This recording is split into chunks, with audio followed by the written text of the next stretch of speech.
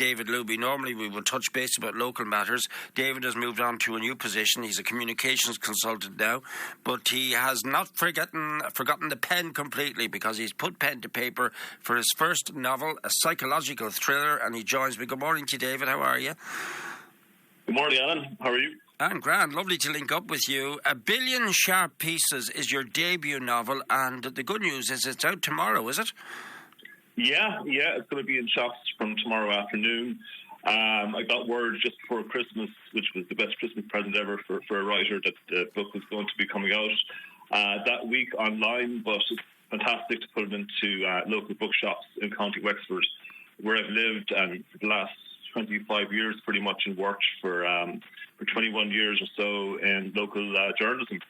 Yeah, I think you finished off with the New Ross Standard, wasn't it? You worked with all aspects of local journalism, but you were based in New Ross in the latter part of your journalistic career, weren't you? Correct, yeah. I started working in New Ross Standard in 2013, that summer, just before the JFK 50 big event. And yeah, no, it was a great town to work in, but it's one different time. So I was lucky enough to get an opportunity in September of 2024. That's when I left journalism. But I'm still kind of on the periphery, because my new job does entail responding to media queries at times. Yeah. So yeah, still in that world of media, but in a different format. Now, let's take us on to this book. So you obviously had this in your locker, and you were anxious to actually write it. So I'm looking out of the windows on a very windy Wexford Quay at the moment, but your book is based in a sun-drenched beach in northern Spain. And Todd McCarthy is the first name that comes to mind in your book. So, and partner Jade. So I'll let you just share what you want to share with us, because I know you want people to go out and buy the book and you don't want any spoilers. Perfect, Alan. Yeah, so the novel starts in 2018, where we meet two young men in their 20s who are holidaying in San Sebastian in northern Spain. And then through a series of flashback scenes, we come to learn of their past lives as friends, the surface history they shared in school and at UCC, and of a terrible secret that they are harbouring. So Todd is someone who is always getting in his own way. He's an overthinker, socially awkward, and a misfit, whereas Jack is a ladies' man, charismatic, but he's also quite dominant. He's also from a privileged background, unlike Todd. So life has kind of been quite easy for him in lots of ways. So we kind of see these characters in different periods of their life. We meet them when they're in their late 20s, and then it flashes back to their teenage years and early 20s, college life, with all of the hedonism that comes with that, the hard living, the alcohol, drugs, everything like that. So it does take the reader on a real journey, I think, of these two characters. But it also features their partners and friends along the way. There's a detective, there's romance, there's a bit of everything, really. Yeah. It also examines cruelty and toxic masculinity. What were you trying to reveal about human behaviour with this, David? Yeah, I suppose the toxic masculinity has been in the media a lot over the last number of years. And I suppose, when I was writing this novel, I was reflecting back on what it was like to be a young man growing up in Ireland. In my case, it would have been before the 2000s. But, as a young man, what that can be like, and who young people look up to, and who aren't actually very nice, and who are, they may be kind of popular with women, and they might fit in, in lots of situations and glide through life, or seem to glide through life, but ultimately their behaviour can be, very, very cruel. And it's that dynamic then that plays out in the novel between these two characters. So they're in San Sebastian, which is an absolutely beautiful city. I had the good fortune to visit it, and I did research then in relation to it. And also I was reflecting on college life, what that's like, relationships. This is the kind of the culmination of a lot of work. I would have began it in 2018, actually, coincidentally. And then between different things, eventually I kind of finalized it in about 2024.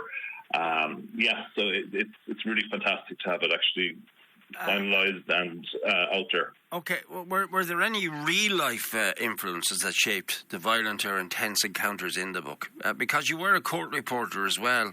You've done a lot in your young career, your career to date so far. I mean, when I say young, you've worked in journalism for 22 years. Any real-life influences? You're possibly not going to share them with me now, but just as a matter of interest, did you draw on real-life experiences for this book?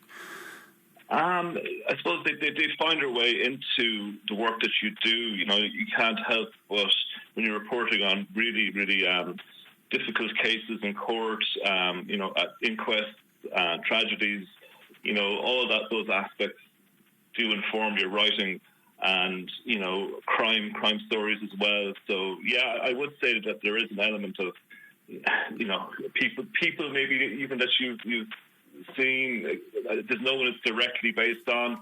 No characters directly based on anyone I've met, but loosely they will be based. Some of the characters will be based, aspects of them, on people I've seen, articles I've reported on over the years.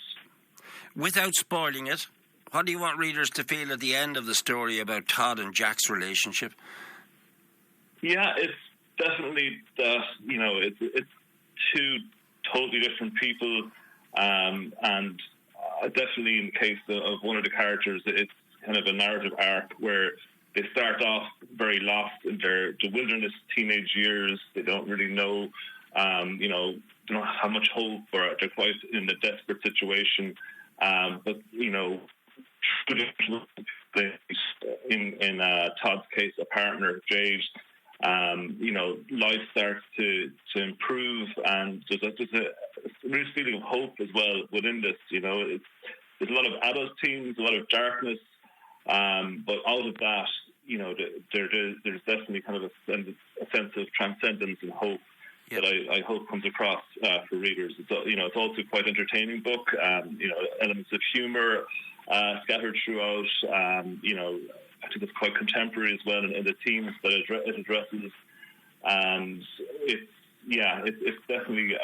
I hope it's a book that people will really resonate with them on an emotional level too, because you know, I do touch on a lot of the issues that people face in their youth in the book. And hopefully people do enjoy it. I've had a great response so far, and you know, Spanish media are picking up on it also. So I'm doing some media in Spain as well, because obviously the book is largely based in San Sebastian, but it's based in Cork too, and there's elements of Dublin and other places too.